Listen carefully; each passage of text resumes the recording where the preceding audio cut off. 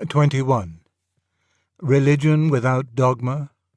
Read to the Socratic Club on the 20th of May 1946 in answer to a paper by Professor H. H. Price on The Grounds of Modern Agnosticism, 20th of October 1944, this essay was published under the title A Christian Reply to Professor Price in the Phoenix Quarterly, Volume 1, Number 1, Autumn 1946, and was then reprinted under the current title in The Socratic Digest, Number 4, 1948.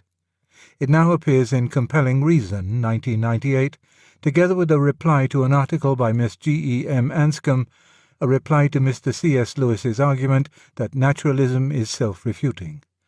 Lewis's argument is to be found in the original third chapter of his Miracles, 1947. In his paper on The Grounds of Modern Agnosticism, Professor Price maintains the following positions. 1. That the essence of religion is belief in God and immortality. 2. That in most actual religions the essence is found in connection with accretions of dogma and mythology which have been rendered incredible by the progress of science. 3. That it would be very desirable, if it were possible, to retain the essence purged of the accretions. But 4. That science has rendered the essence almost as hard to believe as the accretions. For the doctrine of immortality involves the dualistic view that man is a composite creature, a soul in a state of symbiosis with a physical organism. But insofar as science can successfully regard man monistically as a single organism whose psychological properties all arise from his physical, the soul becomes an indefensible hypothesis. In conclusion, Professor Price found our only hope in certain empirical evidence for the soul which appears to him satisfactory. In fact, in the findings of psychical research. My disagreement with Professor Price begins, I am afraid, at the threshold. I do not define the essence of religion as belief in God and immortality. Judaism in its earlier stages had no belief in immortality, and for a long time no belief which was religiously relevant. The shadow existence of the ghost in Sheol was one of which Jehovah took no account, and which took no account of Jehovah. In Sheol all things are forgotten. The religion was centered on the ritual and ethical demands of Jehovah in the present life, and also, of course, on benefits expected from him. These benefits are often merely worldly benefits, grandchildren, and peace upon Israel. But a more specifically religious note is repeatedly struck. The Jew is athirst for the living God. Psalm 42, verse 2. He delights in his laws as in honey or treasure. Psalm 19, verse 10. He is conscious of himself in Jehovah's presence as unclean of lips and heart. Isaiah chapter 6, verse 5. The glory or splendor of the God is worshipped for its own sake. In Buddhism, on the other hand, we find that a doctrine of immortality is central, while there is nothing specifically religious. Salvation from immortality, deliverance from reincarnation, is the very core of its message. The existence of the gods is not necessarily decried, but it is of no religious significance. In Stoicism again, both the religious quality and the belief in immortality are variables, but they do not vary in direct ratio. Even within Christianity itself, we find a striking expression, not without influence from Stoicism, of the subordinate position of immortality. When Henry Moore ends a poem on the spiritual life by saying that if, after all, he should turn out to be mortal, he would be satisfied. A lonesome mortal God to have died. From my own point of view, the examples of Judaism and Buddhism are of immense importance. The system which is meaningless without a doctrine of immortality regards immortality as a nightmare, not as a prize. The religion which, of all ancient religions, is most specifically religious, that is, at once most ethical and most numinous, is hardly interested in the question.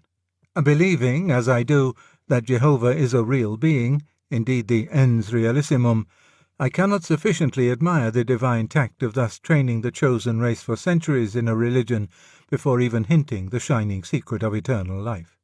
He behaves like the rich lover in a romance, who woos the maiden on his own merits, disguised as a poor man, and only when he has won her reveals that he has a throne and palace to offer.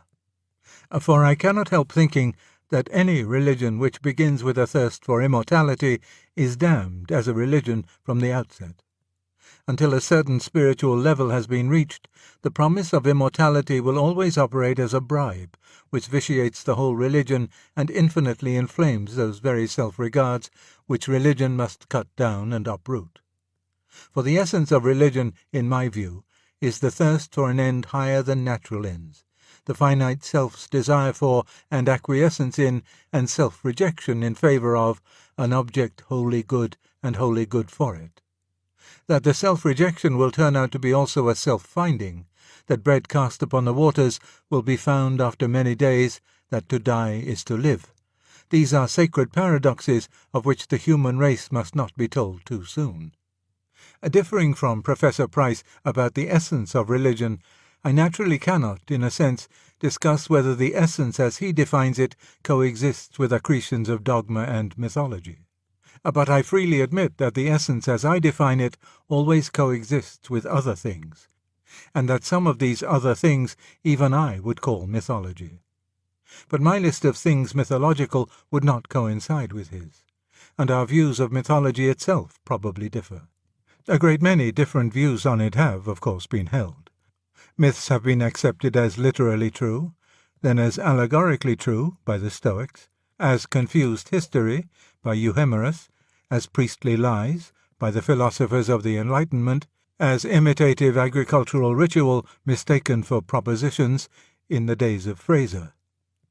If you start from a naturalistic philosophy, then something like the view of Euhemerus or the view of Fraser is likely to result.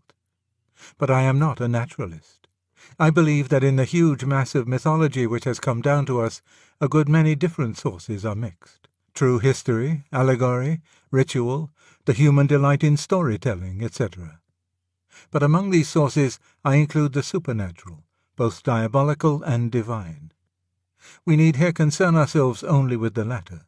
If my religion is erroneous, then occurrences of similar motifs in pagan stories are, of course, instances of the same or a similar error.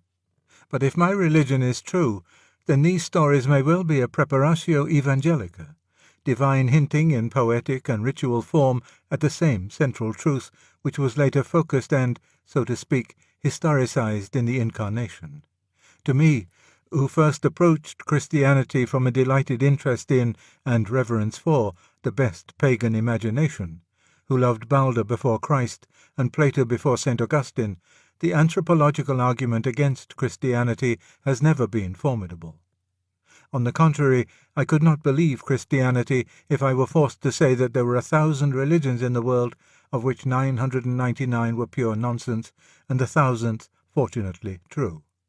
My conversion very largely depended on recognizing Christianity as the completion, the actualization, the entelechy of something that had never been wholly absent from the mind of man. And I still think that the agnostic argument from similarities between Christianity and paganism works only if you know the answer. If you start by knowing on other grounds that Christianity is false, then the pagan stories may be another nail in its coffin. Just as if you started by knowing that there were no such things as crocodiles, then the various stories about dragons might help to confirm your disbelief. But if the truth or falsehood of Christianity is the very question you are discussing, then the argument from anthropology is surely a petitio. There are, of course, many things in Christianity which I accept as fact and which Professor Price would regard as mythology. In a word, there are miracles. The contention is that science has proved that miracles cannot occur. According to Professor Price, a deity who intervened miraculously and suspended natural law could never be accepted by science. Whence he passes on to consider whether we cannot still believe in theism without miracles.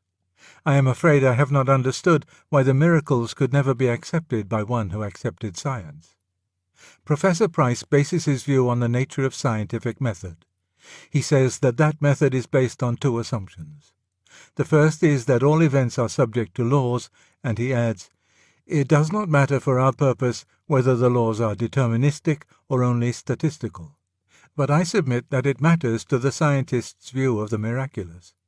The notion that natural laws may be merely statistical results from the modern belief that the individual unit of matter obeys no laws.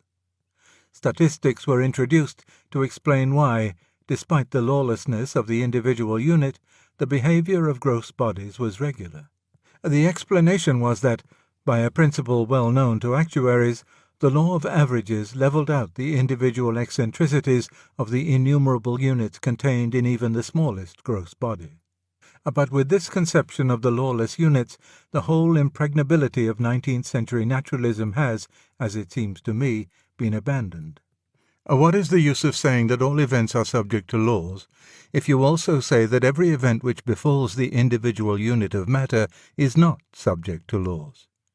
Indeed, if we define nature as the system of events in space-time governed by interlocking laws, then the new physics has really admitted that something other than nature exists.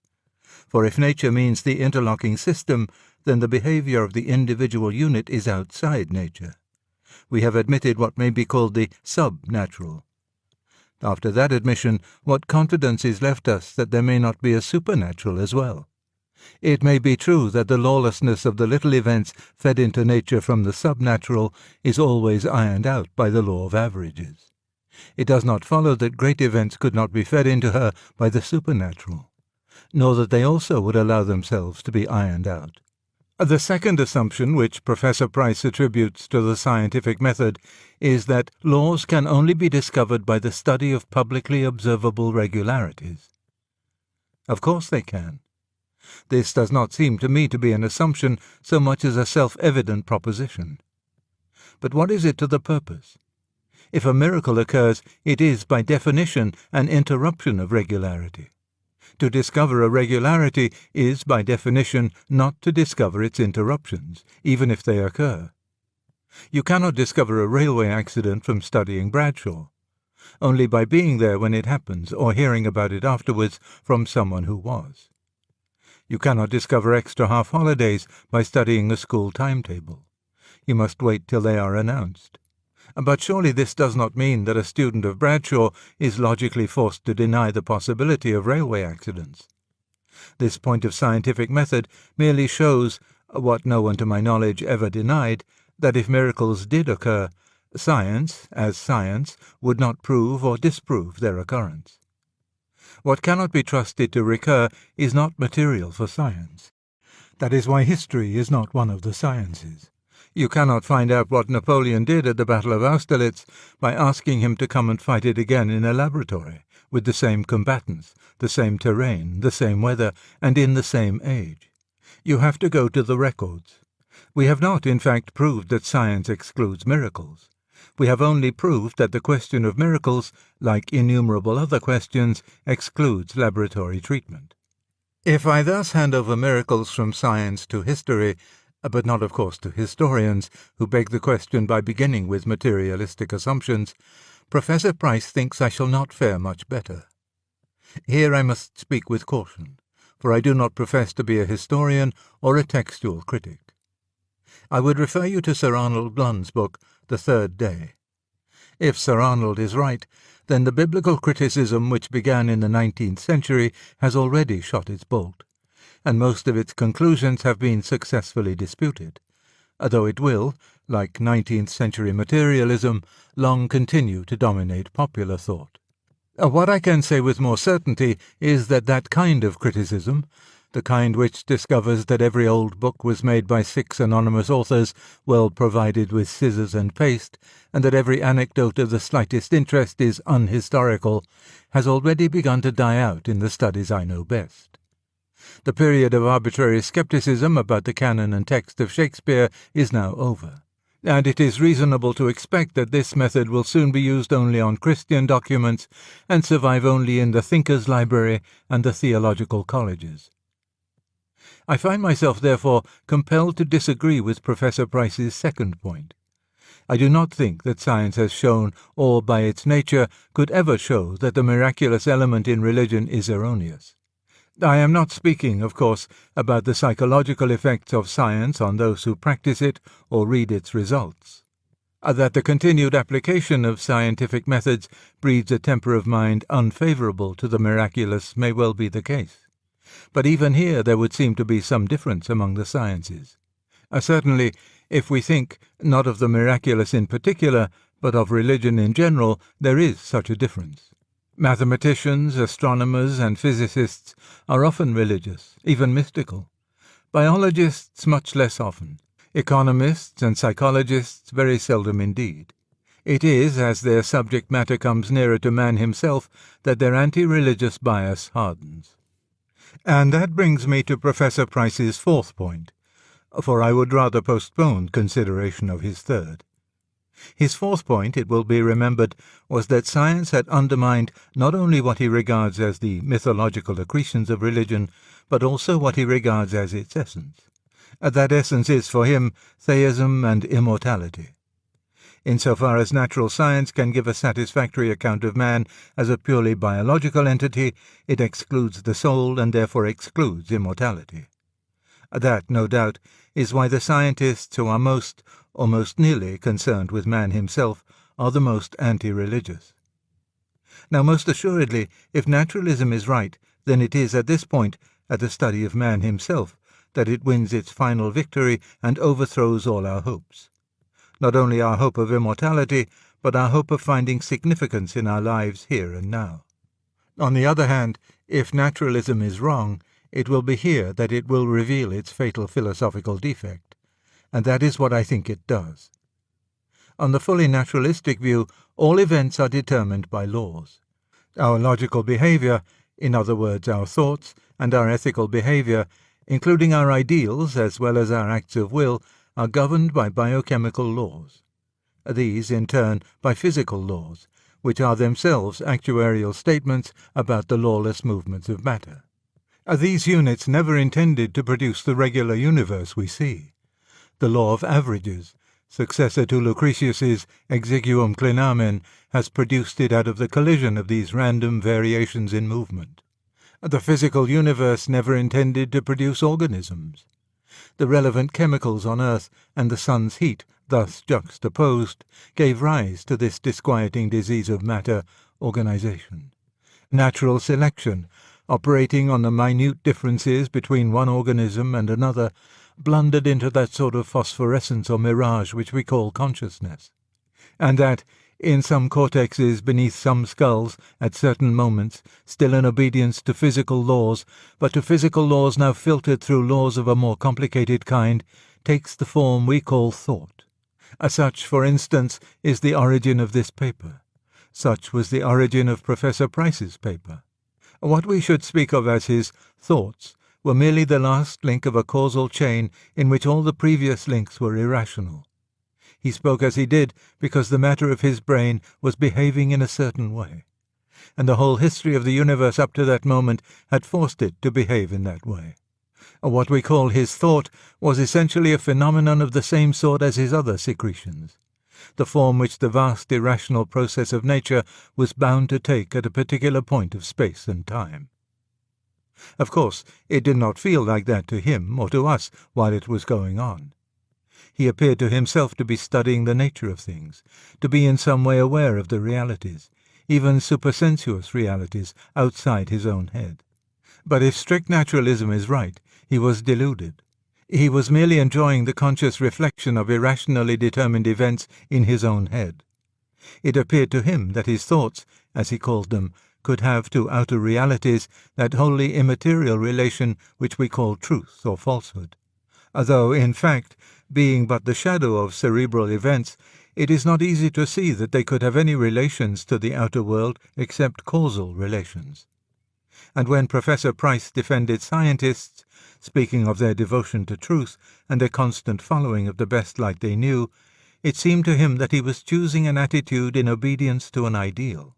He did not feel that he was merely suffering a reaction determined by ultimately amoral and irrational sources, and no more capable of rightness or wrongness than a hiccup or a sneeze. It would have been impossible for Professor Rice to have written, or us to have read, his paper with the slightest interest if he and we had consciously held the position of strict naturalism throughout. But we can go further. It would be impossible to accept naturalism itself if we really and consistently believed naturalism. For naturalism is a system of thought. But for naturalism, all thoughts are mere events with irrational causes. It is, to me at any rate, impossible to regard the thoughts which make up naturalism in that way and, at the same time, to regard them as a real insight into external reality. Bradley distinguished idea-event from idea-making. But naturalism seems to me committed to regarding ideas simply as events. For meaning is a relation of a wholly new kind, as remote, as mysterious, as opaque to empirical study as soul itself. Perhaps this may be even more simply put in another way. Every particular thought, whether it is a judgment of fact or a judgment of value, is always, and by all men, discounted the moment they believe that it can be explained, without remainder, as the result of irrational causes. Whenever you know what the other man is saying is wholly due to his complexes, or to a bit of bone pressing on his brain, you cease to attach any importance to it. But if naturalism were true, then all thoughts whatever would be wholly the result of irrational causes. Therefore all thoughts would be equally worthless. Therefore naturalism is worthless. If it is true, then we can know no truths. It cuts its own throat. I remember once being shown a certain kind of knot, which was such that if you added one extra complication to make assurance doubly sure, you suddenly found that the whole thing had come undone in your hands, and you had only a bit of string. It is like that with naturalism. It goes on claiming territory after territory, first the inorganic, then the lower organisms, then man's body, then his emotions. But when it takes the final step and we attempt a naturalistic account of thought itself, suddenly the whole thing unravels. The last fatal step has invalidated all the preceding ones, for they were all reasoning, and reason itself has been discredited. We must, therefore, either give up thinking altogether, or else begin over again from the ground floor. There is no reason, at this point, to bring in either Christianity or spiritualism. We do not need them to refute naturalism. It refutes itself. Whatever else we may come to believe about the universe, at least we cannot believe naturalism. The validity of rational thought, accepted in an utterly non-naturalistic, transcendental, if you will, supernatural sense, is the necessary presupposition of all other theorizing. There is simply no sense in beginning with a view of the universe and trying to fit the claims of thought in at a later stage. By thinking at all, we have claimed that our thoughts are more than mere natural events. All other propositions must be fitted in as best they can round that primary claim. Holding that science has not refuted the miraculous element in religion, much less that naturalism, rigorously taken, can refute anything except itself, I do not, of course, share Professor Price's anxiety to find a religion which can do without what he calls the mythology. What he suggests is simple theism, rendered credible by a belief in immortality which, in its turn, is guaranteed by psychical research. Professor Price is not, of course, arguing that immortality would of itself prove theism. It would merely remove an obstacle to theism. The positive source of theism he finds in religious experience. At this point, it is very important to decide which of two questions we are asking. We may be asking, 1.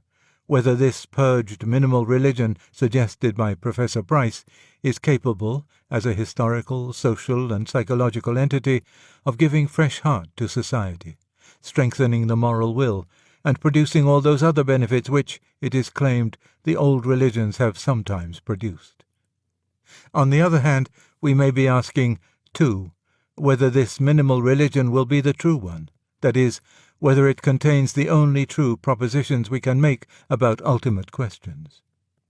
The first question is not a religious question, but a sociological one. The religious mind, as such, like the older sort of scientific mind as such, does not care a rap about socially useful propositions. Both are athirst for reality, for the utterly objective, for that which is what it is. The open mind of the scientist and the emptied and silenced mind of the mystic are both efforts to eliminate what is our own in order that the other may speak. And if, turning aside from the religious attitude, we speak for a moment as mere sociologists, we must admit that history does not encourage us to expect much invigorating power in a minimal religion.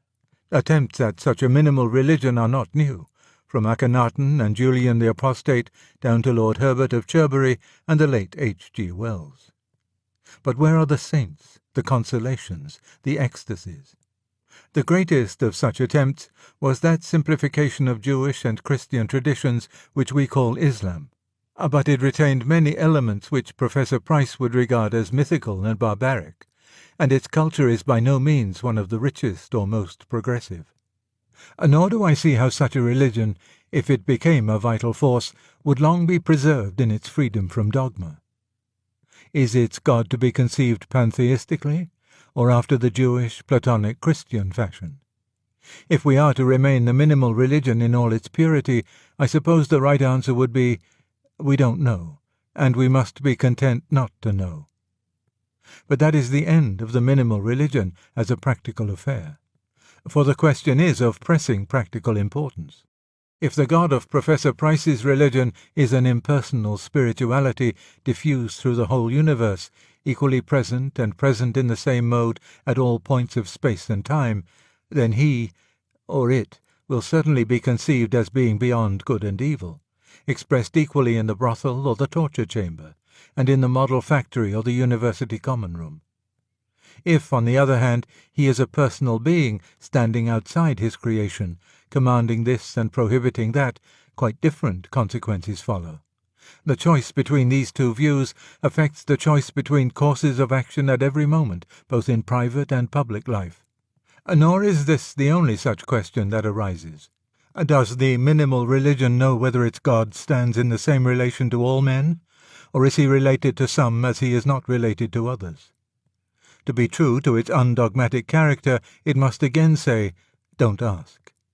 But if that is the reply, then the minimal religion cannot exclude the Christian view that he was present in a special way in Jesus, nor the Nazi view that he is present in a special way in the German race, nor the Hindu view that he is specially present in the Brahmin, nor the Central African view that he is specially present in the thigh bone of a dead English Tommy. All these difficulties are concealed from us as long as the minimal religion exists only on paper. But suppose it were somehow established all over what is left of the British Empire, and let us suppose that Professor Price has, most reluctantly and solely from a sense of duty, become its supreme head on earth. I predict that one of two things must happen. 1. In the first month of his reign he will find himself uttering his first dogmatic definition. He will find himself saying, for example, no, God is not an amoral force diffused through the whole universe, to whom suttee and temple prostitution are no more and no less acceptable than building hospitals and teaching children. He is a righteous creator, separate from his creation, who demands of you justice and mercy. Or, 2, Professor Price will not reply. In the second case, is it not clear what will happen? Those who have come to his minimal religion from Christianity will conceive God in the Jewish, Platonic, Christian way. Those who have come from Hinduism will conceive him pantheistically, and the plain men who have come from nowhere will conceive him as a righteous creator in their moments of moral indignation, and as a pantheistic God in their moments of self-indulgence. And the ex-Marxist will think he is specially present in the proletariat, and the ex-Nazi will think he is specially present in the German people. And they will hold world conferences at which they all speak the same language and reach the most edifying agreement. But they will all mean totally different things. The minimal religion, in fact, cannot, while it remains minimal, be acted on. As soon as you do anything, you have assumed one of the dogmas. In practice, it will not be a religion at all. It will be merely a new colouring given to all the different things people were doing already.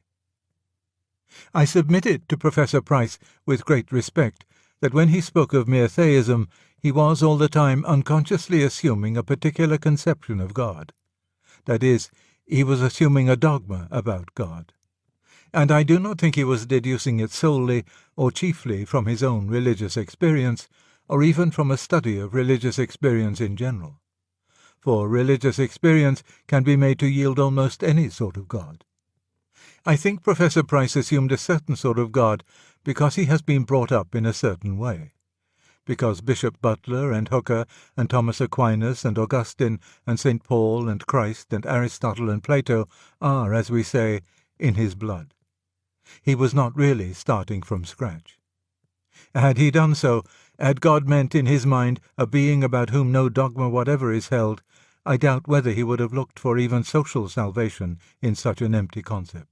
All the strength and value of the minimal religion, for him as for all others who accept it, is derived not from it, but from the tradition which he imports into it.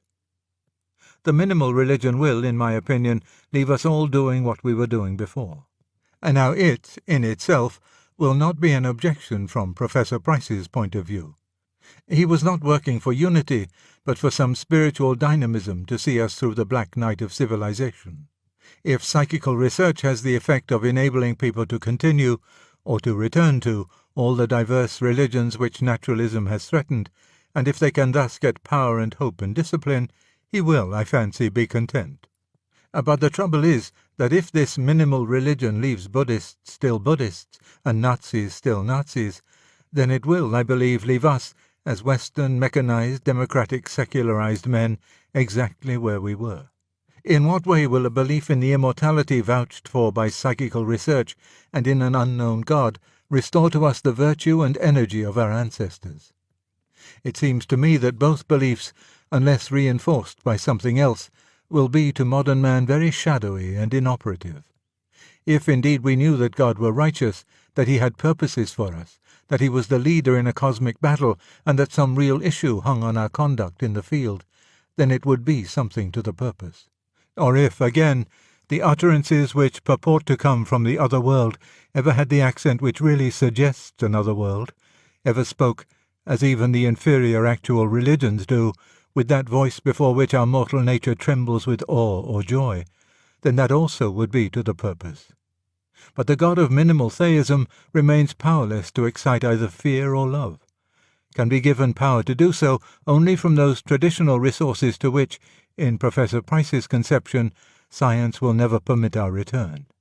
As for the utterances of the mediums, I do not wish to be offensive, but will even the most convinced spiritualist claim that one sentence from that source has ever taken its place among the golden sayings of mankind, has ever approached, much less equalled, in power to elevate, strengthen, or correct even the second rank of such sayings? Will anyone deny that the vast majority of spirit messages sink pitiably below the best that has been thought and said even in this world? That in most of them we find a banality and provincialism, a paradoxical union of the prim with the enthusiastic, of flatness and gush, which would suggest that the souls of the moderately respectable are in the keeping of Annie Besant and Martin Tupper. I am not arguing from the vulgarity of the messages that their claim to come from the dead is false. If I did, the spiritualist would reply that this quality is due to imperfections in the medium of communication. Let it be so. We are not here discussing the truth of spiritualism, but its power to become the starting point of a religion. And for that purpose I submit that the poverty of its contents disqualifies it. A minimal religion compounded of spirit messages and bare theism has no power to touch any of the deepest chords in our nature, or to evoke any response which will raise us even to a higher secular level, let alone to the spiritual life. The God of whom no dogmas are believed is a mere shadow. He will not produce that fear of the Lord in which wisdom begins, and, therefore, will not produce that love in which it is consummated.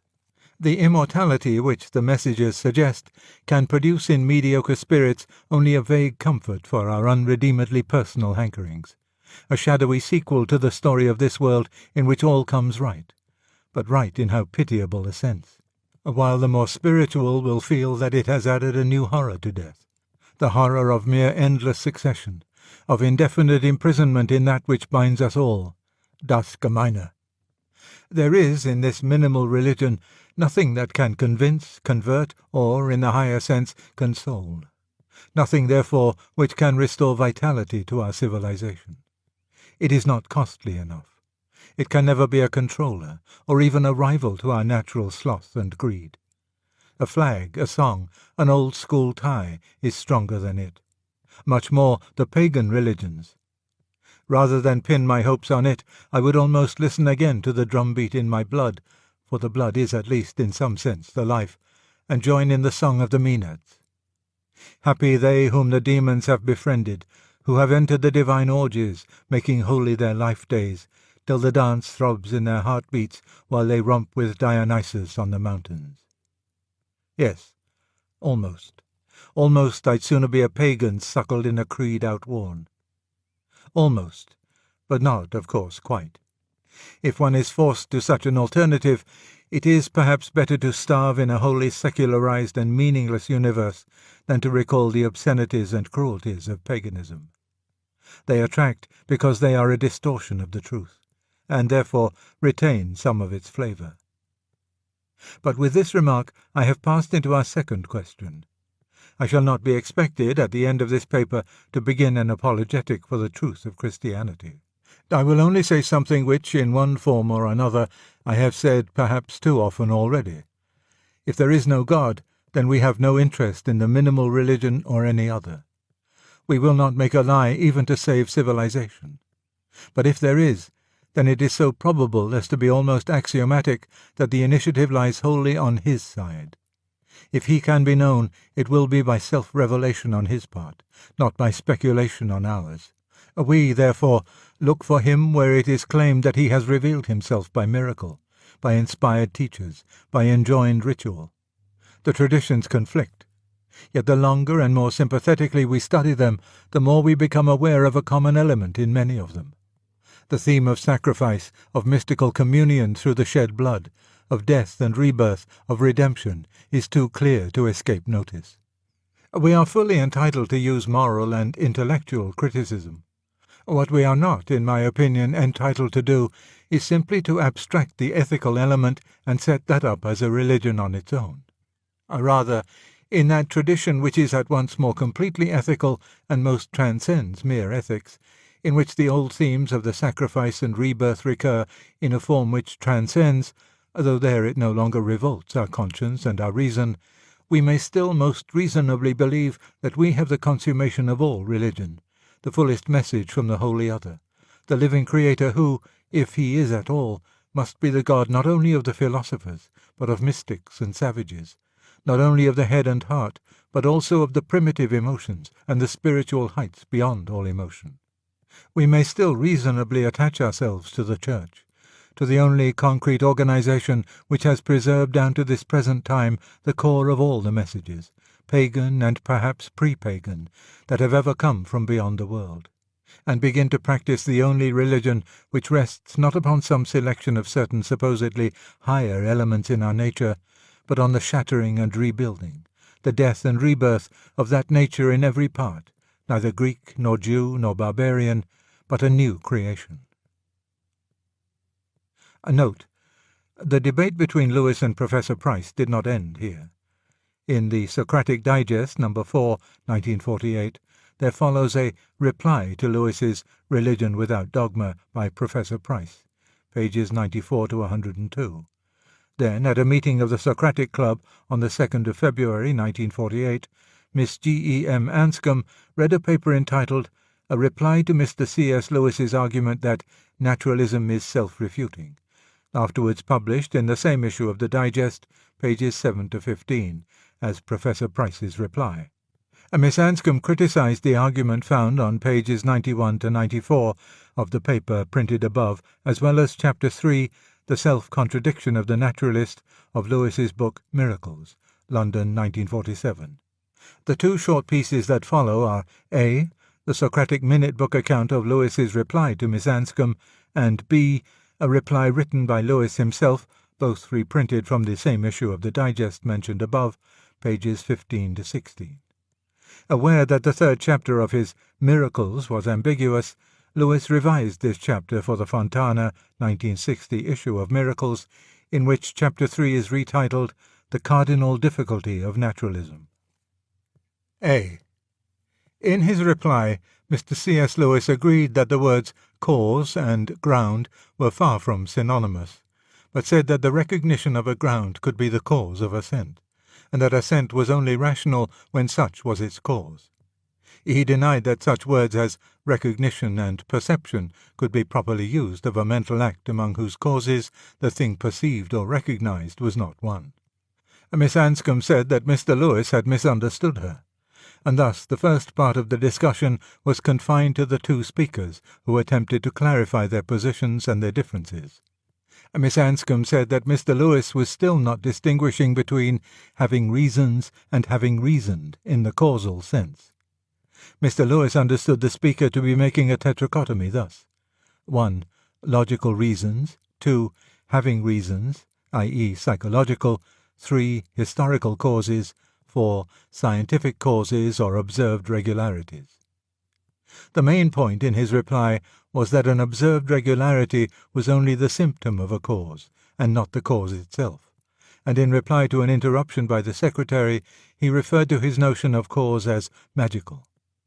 An open discussion followed, in which some members tried to show Miss Anscombe that there was a connection between ground and cause, while others contended against the President, Lewis, that the test for the validity of reason could never in any event be such a thing as the state of the bloodstream. The President finally admitted that the word valid was an unfortunate one.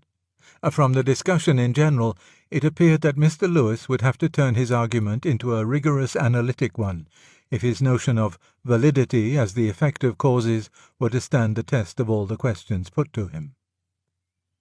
B. I admit that valid was a bad word for what I meant. Veridical, or verific, or veriferous would have been better. I also admit that the cause and effect relation between events and the ground and consequent relations between propositions are distinct. Since English uses the word because of both, let us here use because CE for the cause and effect relation. This doll always falls on its feet because CE, its feet are weighted, and because GC for the ground and consequent relation. A equals C because GC, they both equal B. But the sharper this distinction becomes, the more my difficulty increases. If an argument is to be verific, the conclusion must be related to the premises as consequent to ground, i.e., the conclusion is there because GC certain other propositions are true. On the other hand, our thinking the conclusion is an event and must be related to previous events as effect to cause, i.e., this act of thinking must occur because CE previous events have occurred. It would seem, therefore, that we never think the conclusion because GC it is the consequent of its grounds, but only because CE certain previous events have happened. If so, it does not seem that the GC sequence makes us more likely to think the true conclusion than not. And this is very much what I meant by the difficulty in naturalism.